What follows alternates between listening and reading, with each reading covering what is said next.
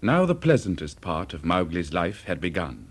All the jungle was his friend, and just a little afraid of him. The things that he did and saw and heard when he was wandering from one people to another, with or without his 4 wolf companions, would make many, many stories, each as long as this one.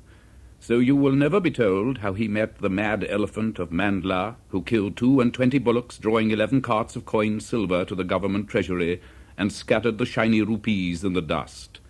How he fought Jakala, the crocodile, all one long night in the marshes of the north, and broke his skinning knife on the brute's back plates.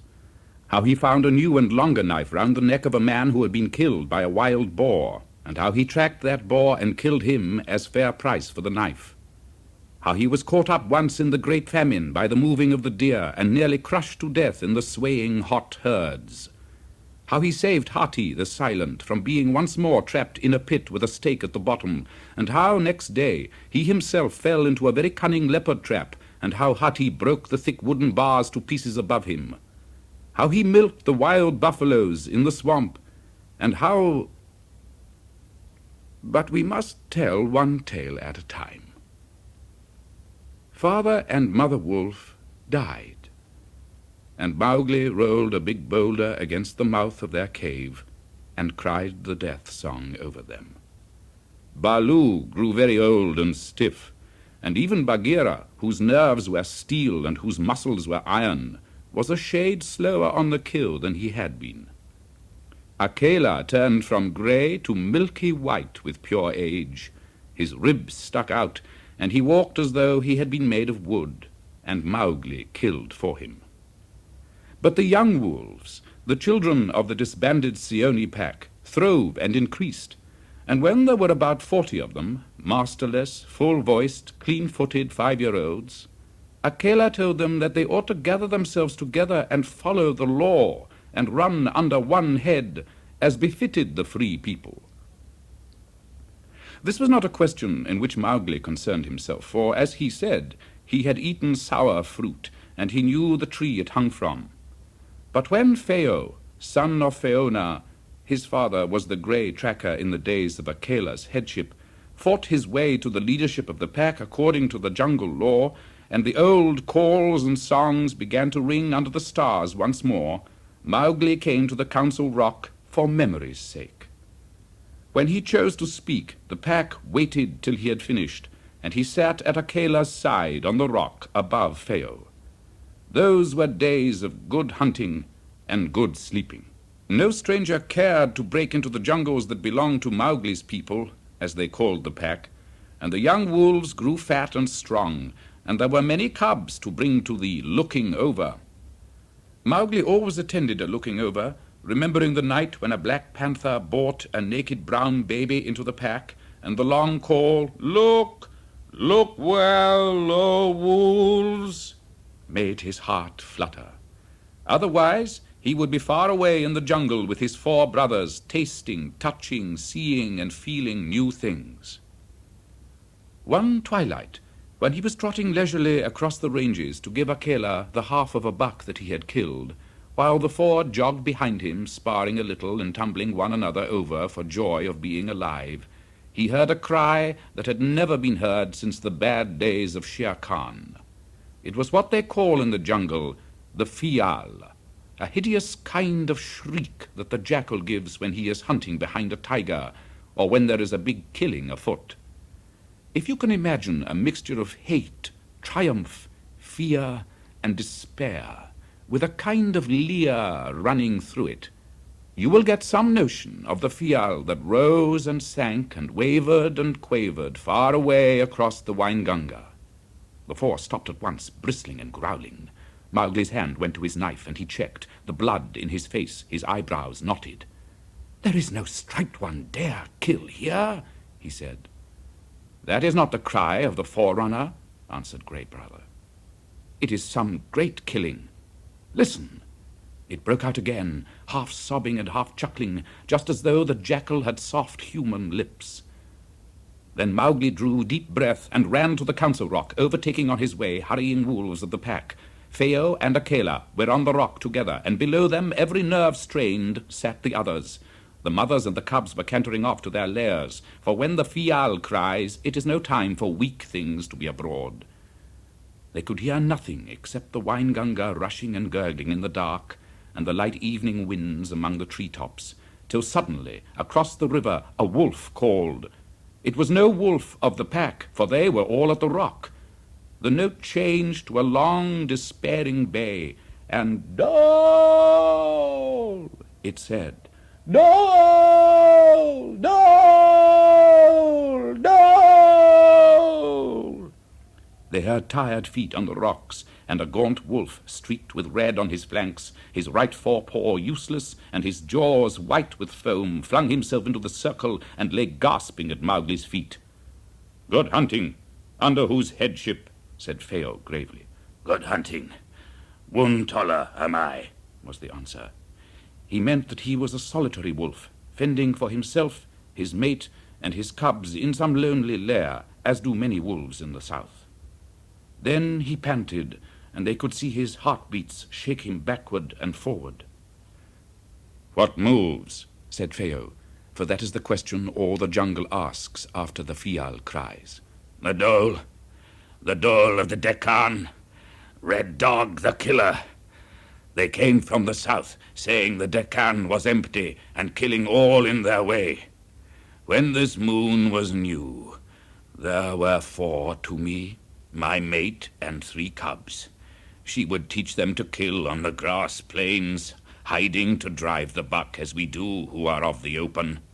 At midnight I heard them together, full tongue on the trail. At the dawn wind I found them stiff in the grass. 4 free people, 4 when this moon was new. Then sought I my blood right and found the Dole. "How many?" said Mowgli quickly. The pack growled deep in their throats. "I do not know. 3 of them will kill no more. But at the last they drove me like a buck. On my 3 legs they drove me. Look, free people!" He thrust out his mangled forefoot, all dark with dried blood. There were cruel bites low down on his side, and his throat was torn and worried. "Eat," said Akela, rising up from the meat Mowgli had brought him, and the outlier flung himself upon it. "This shall be no loss," he said humbly, when he had taken off the first edge of his hunger. "Give me a little strength, free people, and I also will kill. My lair is empty that was full when this moon was new, and the blood debt is not all paid." Phao heard his teeth crack on a haunch bone and grunted approvingly. "We shall need those jaws," said he. "Were there cubs with the Dole?" "Nay, nay. Red hunters all, grown dogs of their pack, heavy and strong for all that they eat lizards in the Deccan." What Wuntolla had said meant that the Dole, the red hunting dog of the Deccan, was moving to kill, and the pack knew well that even the tiger will surrender a new kill to the Dole. They drive straight through the jungle, and what they meet they pull down and tear to pieces. Though they are not as big nor half as cunning as the wolf, they are very strong and very numerous. The Dole, for instance, do not begin to call themselves a pack till they are 100 strong, whereas 40 wolves make a very fair pack indeed. Mowgli's wanderings had taken him to the edge of the high grassy downs of the Deccan, and he had seen the fearless Doles sleeping and playing and scratching themselves in the little hollows and tussocks that they use for lairs. He despised and hated them because they did not smell like the free people, because they did not live in caves, and above all because they had hair between their toes, while he and his friends were clean-footed. But he knew, for Hati had told him, what a terrible thing a Dole hunting pack was. Even Hati moves aside from their line, and until they are killed, or till game is scarce, they will go forward. Akela knew something of the Doles too, for he said to Mowgli quietly, "It is better to die in a full pack than leaderless and alone. This is good hunting, and my last. But as men live, thou hast very many more nights and days, little brother. Go north and lie down, and if any live after the Dole has gone by, he shall bring thee word of the fight." "Ah," said Mowgli, quite gravely. Must I go to the marshes and catch little fish and sleep in a tree? Or must I ask help of the Bunderlog and crack nuts while the pack fight below? It is to the death, said Akela. Thou hast never met the dhole, the red killer, even the striped one. Awa! Awa! Said Mowgli pettingly. I have killed one striped ape, and sure I am in my stomach that Shere Khan would have left his own mate for meat to the dhole if he had winded a pack across 3 ranges. Listen now, he raised his voice. I say that when the dhole come, and if the dhole come, Mowgli and the free people are of one skin for that hunting. And I say, by the bull that bought me, by the bull Bagheera paid for me in the old days which ye of the pack do not remember, I say that the trees and the river may hear and hold fast if I forget. I say that this my knife shall be as a tooth to the pack, and I do not think it is so blunt. This is my word which has gone from me. Thou dost not know the dhole, man with a wolf's tongue, said Wuntolla. I look only to clear the blood debt against them ere they have me in many pieces. They move slowly, but in 2 days a little strength will come back to me, and I turn again for the blood debt. But for ye, free people, my word is that ye go north, and eat but little for a while till the dhole are gone. There is no meat in this hunting. Hear the outlier, said Mowgli with a laugh. Free people, must we go north and dig lizards and rats from the bank, lest by any chance we meet the dhole? He must kill out our hunting grounds, while we lie hid in the north till it please him to give us our own again. He is a dog, and the pup of a dog, red, yellow-bellied, lairless, and haired between every toe. He counts his cubs 6 and 8 at the litter, as though he were Chikai, the little leaping rat. Surely we must run away, free people, and beg leave of the peoples of the north for the offal of dead cattle. Ye know the saying, north are the vermin, south are the lice, we are the jungle. Choose ye, oh, choose. It is good hunting for the pack, for the full pack, for the lair and the litter, for the in-kill and the out-kill, for the mate that drives the doe and the little cub within the cave. It is met, it is met, it is met. The pack answered with one deep crashing bark that sounded in the night like a big tree falling. It is met, they cried. Stay with these, said Mowgli to the 4. We shall need every tooth. Phao and Akela must make ready the battle. I go to count the dogs. It is death, Wuntolla cried, half rising. What can such a hairless one do against a red dog? Even the striped one, remember. Thou art indeed an outlier, Mowgli called back. But we will speak when the dholes are dead. Good hunting all! He hurried off into the darkness, wild with excitement, hardly looking where he set foot, and the natural consequence was that he tripped full length over Kaa's great coils, where the python lay watching a deer path near the river. Said Kaa angrily. Is this jungle work to stamp and tramp and undo a night's hunting when the game are moving so well, too? The fault was mine, said Mowgli, picking himself up. Indeed, I was seeking thee, Flathead, but each time we meet thou art longer and broader by the length of my arm. There is none like thee in the jungle, wise, old, strong, and most beautiful, Kaa. Now whither does this trail lead? Kaa's voice was gentler. Not a moon since there was a manling with a knife threw stones at my head and called me bad little tree cat names because I lay asleep in the open. Aye, and turned every driven deer to all the winds, and Mowgli was hunting, and this same Flathead was too deaf to hear his whistle and leave the deer roads free. Mowgli answered composedly, sitting down among the painted coils.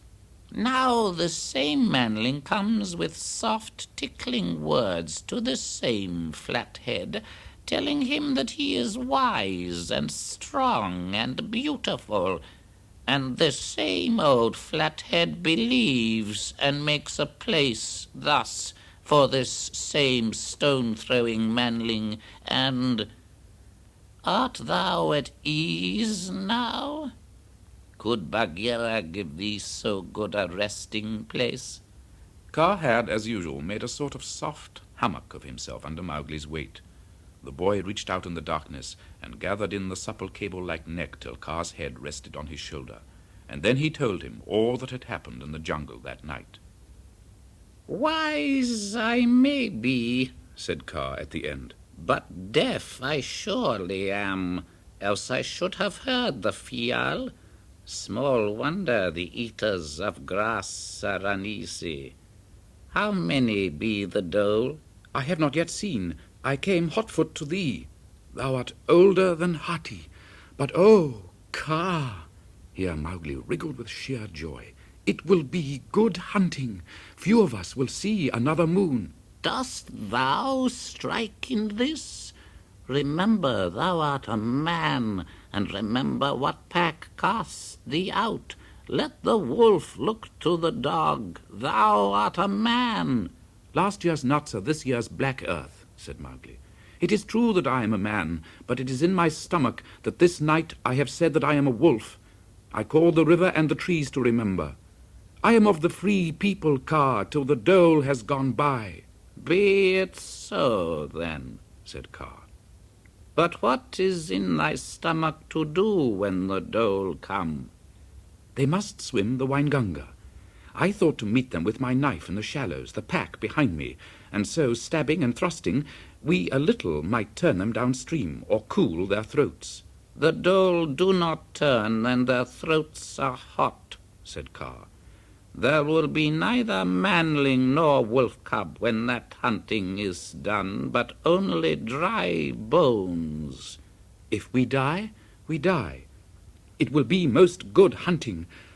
But my stomach is young, and I have not seen many rains. I am not wise nor strong. Hast thou a better plan, Kaa?" "I have seen 100 and 100 rains. A Hati cast his milk tusks. My trail was big in the dust. By the first egg I am older than many trees, and I have seen all that the jungle has done." "But this is new hunting," said Mowgli. "Never before have the dole crossed our trail." "What it has been, what will be, is no more than a forgotten year striking backward. Be still while I count those my years." For a long hour Mowgli lay back among the coils, while Kaa, his head motionless on the ground, thought of all that he had seen and known since the day he came from the egg. The light seemed to go out of his eyes and leave them like stale opals, and now and again he made little stiff passes with his head right and left, as though he were hunting in his sleep.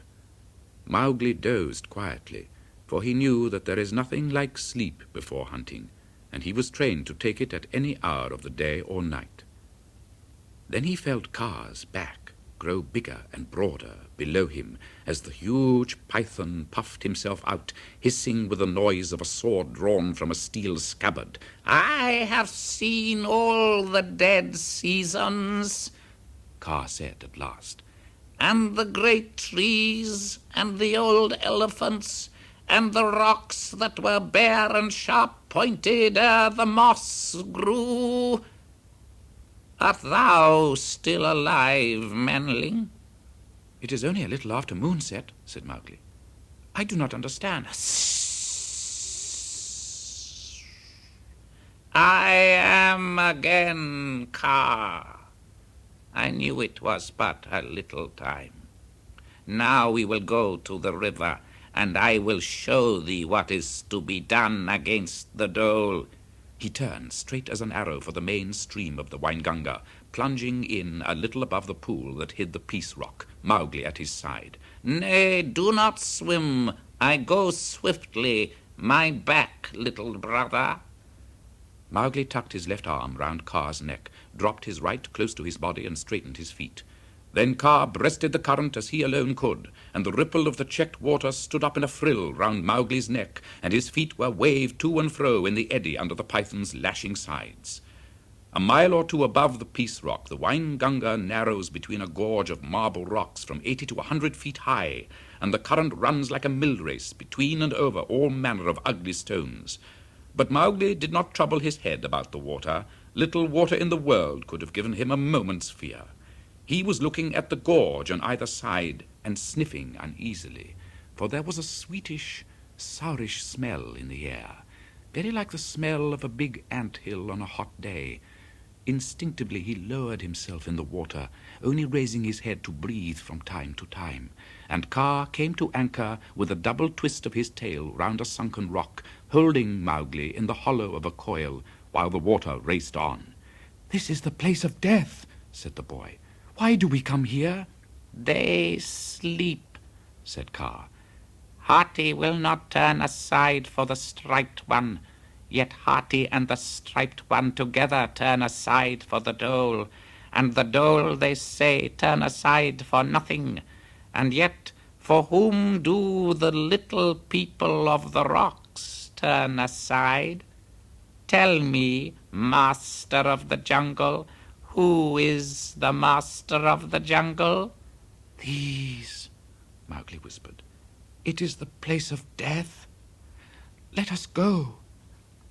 "Nay, look well, for they are asleep. It is as it was when I was not the length of thy arm."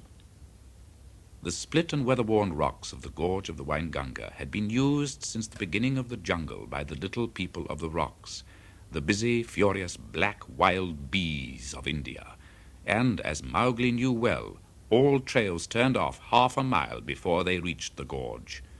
For centuries the little people had hived and swarmed from cleft to cleft, and swarmed again, staining the white marble with stale honey, and made their combs tall and deep in the dark of the inner caves, where neither man nor beast, nor fire nor water had ever touched them. The length of the gorge on both sides was hung, as it were, with black, shimmery velvet curtains, and Mowgli sank as he looked, for these were the clotted millions of the sleeping bees. There were other lumps and festoons and things like decayed tree trunks studded on the face of the rock, the old combs of past years, or new cities built in the shadow of the windless gorge, and huge masses of spongy, rotten trash had rolled down and stuck among the trees and creepers that clung to the rock face. As he listened, he heard more than once the rustle and slide of a honey-loaded comb turning over or falling away somewhere in the dark galleries, then a booming of angry wings, and the sullen drip, drip, drip of the wasted honey guttering along till it lipped over some ledge in the open air and sluggishly trickled down on the twigs. There was a tiny little beach, not 5 feet broad, on one side of the river, and that was piled high with the rubbish of uncounted years. There were dead bees, drones, sweepings, and stale combs, and wings of marauding moths that had strayed in after honey, all tumbled in smooth piles of the finest black dust. The mere sharp smell of it was enough to frighten anything that had no wings and knew what the little people were. Kaa moved upstream again till he came to a sandy bar at the head of the gorge. "Here is this season's kill," said he. "Look." On the bank lay the skeletons of a couple of young deer and a buffalo. Mowgli could see that neither wolf nor jackal had touched the bones, which were laid out naturally. "They came beyond the line. They did not know the law," murmured Mowgli, "and the little people killed them. Let us go ere they wake." "They do not wake till the dawn," said Kaa. "Now I will tell thee. A hunted buck from the south, many, many rains ago, came hither from the south, not knowing the jungle, a pack on his trail. Being made blind by fear, he leapt from above, the pack running by sight, for they were hot and blind on the trail. The sun was very high, and the little people were many and very angry. Many, too, were those of the pack who leapt into the Wainganga, but they were dead ere they took water. Those who did not leap died also in the rocks above. But the buck lived. How? Because he came first, running for his life, leaping ere the little people were aware, and was in the river when they gathered to kill. The pack following was altogether lost under the weight of the little people. The buck lived, Mowgli repeated slowly. At least he did not die then, though none waited his coming down with a strong body to hold him safe against the water, as a certain old, fat, deaf, yellow flathead would wait for a manling. Yea, though there were all the dholes of the Deccan on his trail. What is in thy stomach? Kaa's head was close to Mowgli's ear, and it was a little time before the boy answered. It is to pull the very whiskers of death. But, Kaa, thou art indeed the wisest of all the jungle. So many have said. Look now, if the dhole follow thee, As surely they will follow. Ho, ho! I have many little thorns under my tongue to prick into their hides. if they follow thee hot and blind, looking only at thy shoulders, those who do not die up above will take water either here or lower down, for the little people will rise up and cover them. Now the Wainganga is hungry water, and they will have no car to hold them, but will go down, such as live, to the shallows by the Seeonee layers, and there thy pack may meet them by the throat. Better could not be till the rains fall in the dry season. There is now only the little matter of the run and the leap. I will make me known to the dholes, so that they shall follow me very closely. Hast thou seen the rocks above thee from the landward side? Indeed, no. That I had forgotten. Go, look. It is all rotten ground, cut and full of holes. One of thy clumsy feet set down without seeing would end the hunt. See, I leave thee here, and for thy sake only I will carry word to the pack, that they may know where to look for the dhole. For myself, I am not of one skin with any wolf. When Kaa disliked an acquaintance, he could be more unpleasant than any of the jungle people, except perhaps Bagheera. He swam downstream, and opposite the rock he came on Phao and Akela, listening to the night noises. Dogs, he said cheerfully. The dholes will come downstream. If ye be not afraid, ye can kill them in the shallows.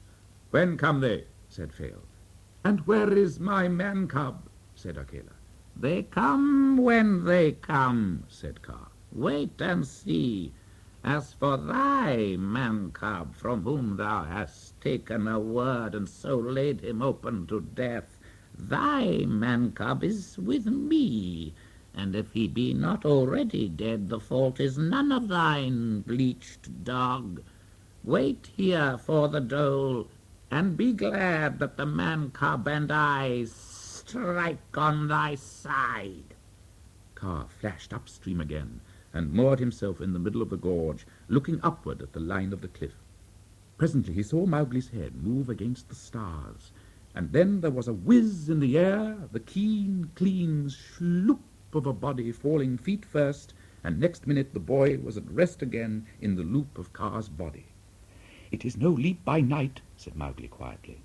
I have jumped twice as far for sport, but that is an evil place above, low bushes and gullies that go down very deep, and all full of little people. I have pulled big stones, one above the other, by the side of 3 gullies. These I shall throw down with my feet in running, and the little people will rise up behind me very angry. That is man's talk and man's cunning, said Kaa.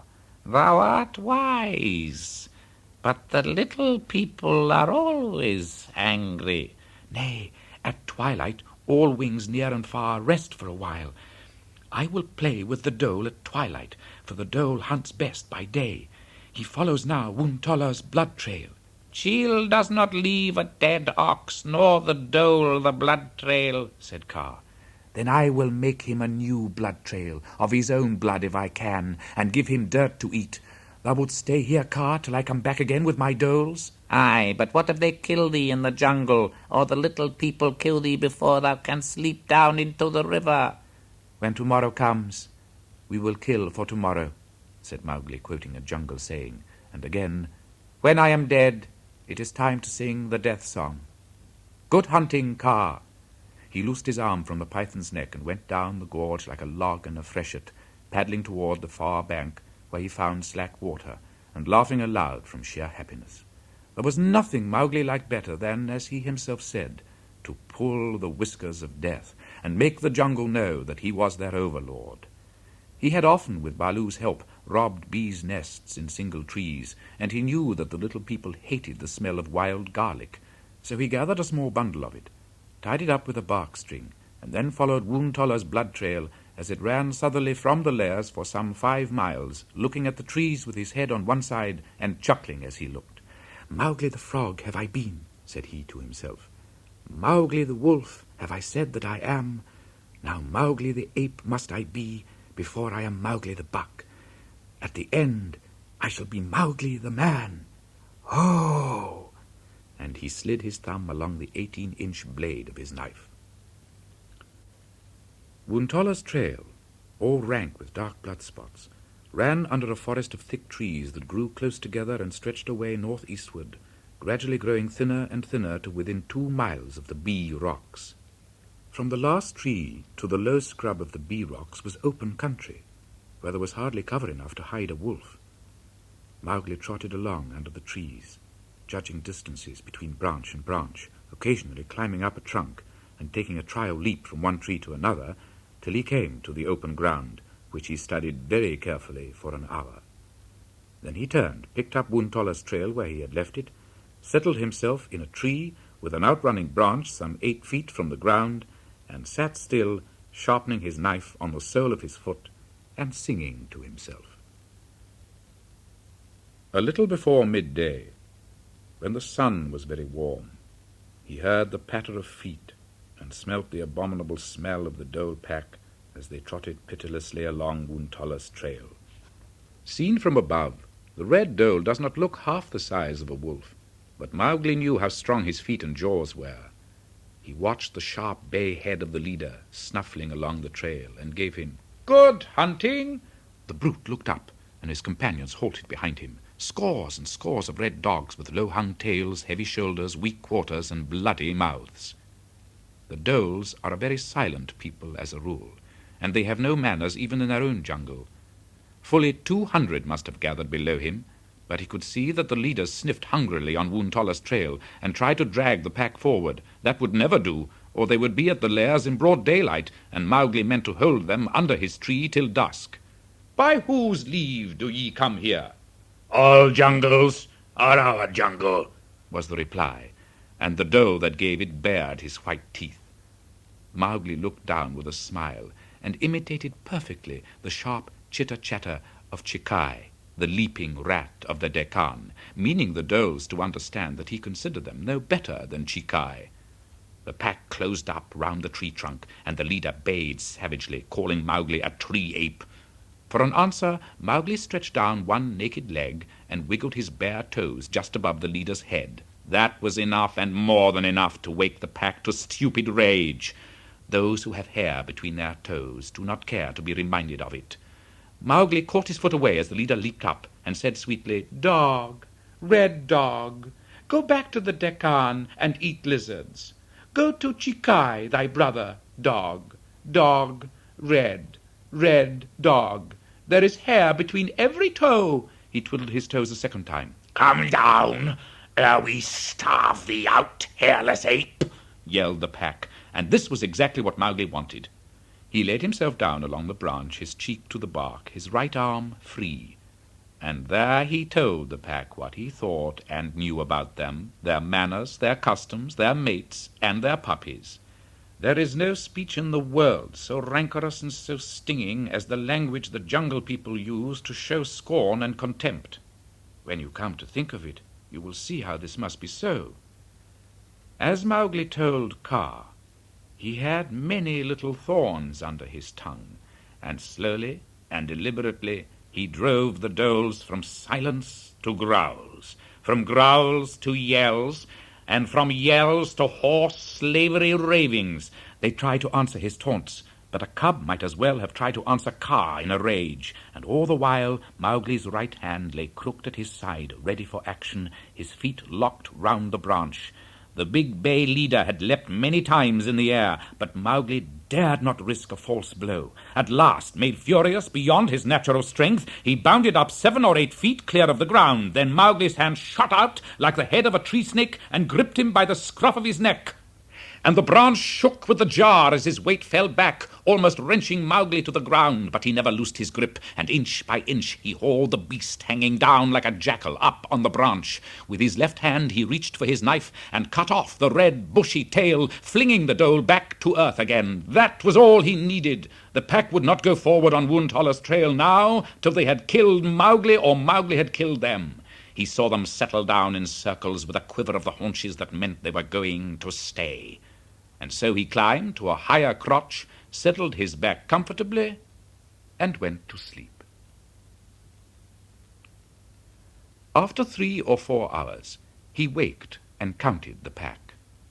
They were all there, silent, husky, and dry, with eyes of steel. The sun was beginning to sink. In half an hour, the little people of the rocks would be ending their labors, and as you know, the dhole does not fight best in the twilight. "I did not need such faithful watchers," he said politely, standing up on a branch. "But I will remember this.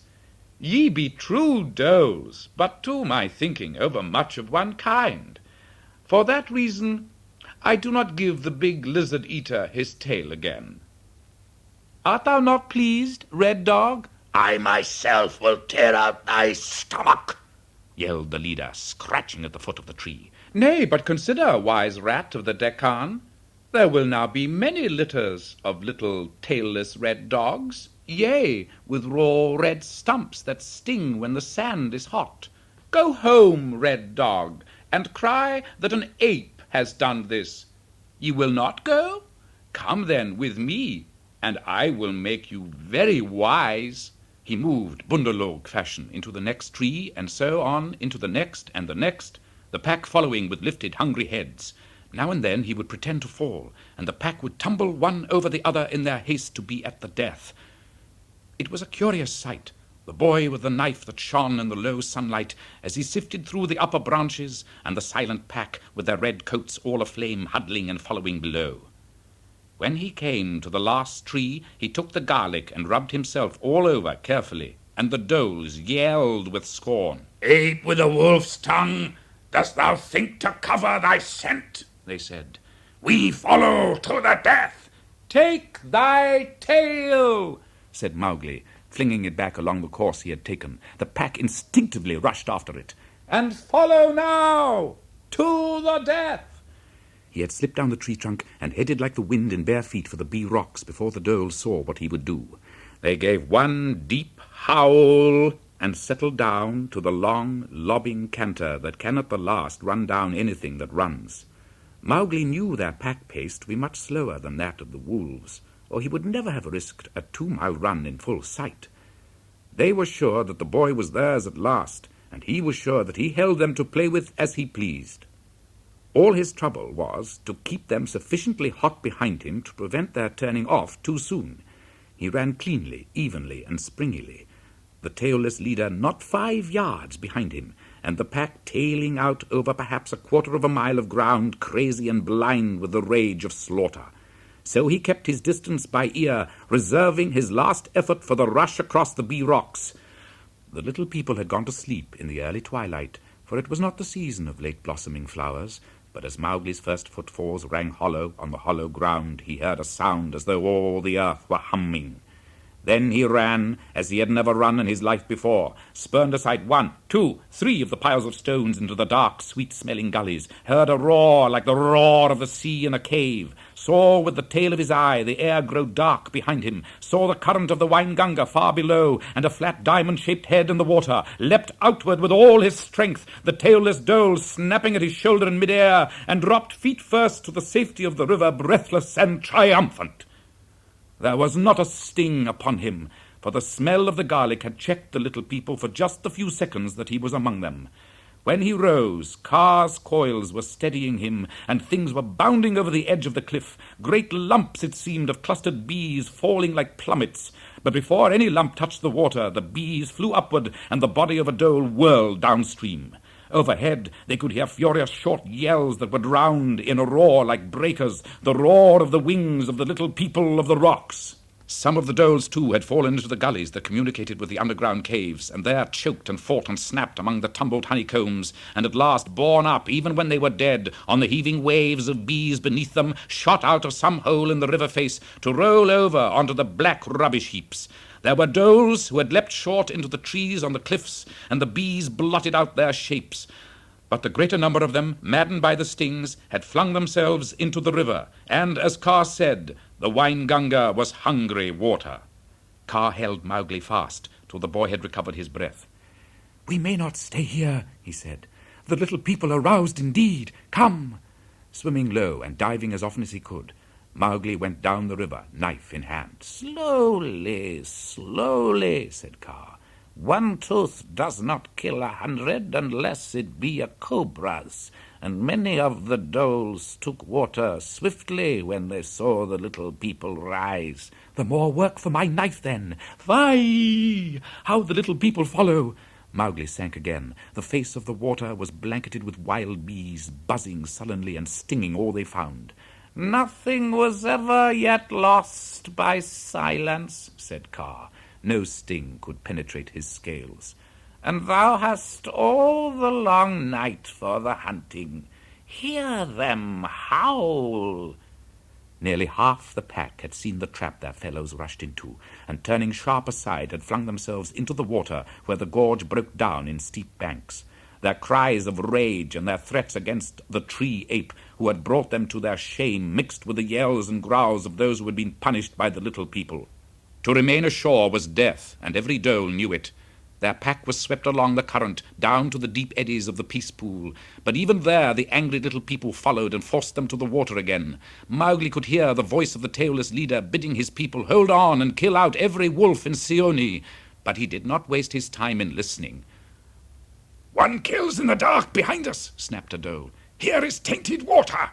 Mowgli had dived forward like an otter, twitched a struggling dhole under water before he could open his mouth, and dark rings rose as the body plopped up, turning on its side. The dholes tried to turn, but the current prevented them, and the little people darted at their heads and ears, and they could hear the challenge of the Seeonee pack growing louder and deeper in the gathering darkness. Again Mowgli dived, and again a dhole went under and rose dead, and again the clamour broke out at the rear of the pack, some howling that it was best to go ashore, others calling on their leader to lead them back to the Deccan, and others bidding Mowgli show himself and be killed. "They come to the fight with 2 stomachs and several voices," said Kaa. "The rest is with thy brethren below yonder. The little people go back to sleep. They have chased us far. Now I, too, turn back, for I am not of one skin with any wolf. Good hunting, little brother, and remember the dhole bites low." A wolf came running along the bank on 3 legs, leaping up and down, laying his head sideways close to the ground, hunching his back, and breaking high into the air, as though he were playing with his cubs. It was Woon Tolla, the outlier, and he said never a word, but continued his horrible sport beside the dholes. They had been long in the water now, and were swimming wearily, their coats drenched and heavy, their bushy tails dragging like sponges, so tired and shaken that they, too, were silent, watching the pair of blazing eyes that moved abreast. "This is no good hunting," said one, panting. Good hunting, said Mowgli, as he rose boldly at the brute's side and sent the long knife home behind the shoulder, pushing hard to avoid his dying snap. Art thou there, man-cub? Said Woontolla across the water. Ask of the dead, outlier, Mowgli replied. Have none come downstream? I have filled these dogs' mouths with dirt. I have tricked them in the broad daylight, and their leader lacks his tail. But here be some few for thee still. Whither shall I drive them? I will wait, said Woontolla. The night is before me. Nearer and nearer came the bay of the Seeonee wolves. For the pack, for the full pack it is met. And a bend in the river drove the doles forward among the sands and shoals opposite the lairs. Then they saw their mistake. They should have landed half a mile higher up and rushed the wolves on dry ground. Now it was too late. The bank was lined with burning eyes, and except for the horrible fial that had never stopped since sundown, there was no sound in the jungle. It seemed as though Woontolla were fawning on them to come ashore, and turn and take hold, said the leader of the doles. The entire pack flung themselves at the shore, threshing and squattering through the shoal water, till the face of the Waingunga was all white and torn, and the great ripples went from side to side like bow waves from a boat. Mowgli followed the rush, stabbing and slicing as the doles, huddled together, rushed up the river beach in one wave. Then the long fight began, heaving and straining and splitting and scattering and narrowing and broadening along the red, wet sands, and over and between the tangled tree roots, and through and among the bushes, and in and out of the grass clumps, for even now the doles were 2 to 1. But they met wolves fighting for all that made the pack.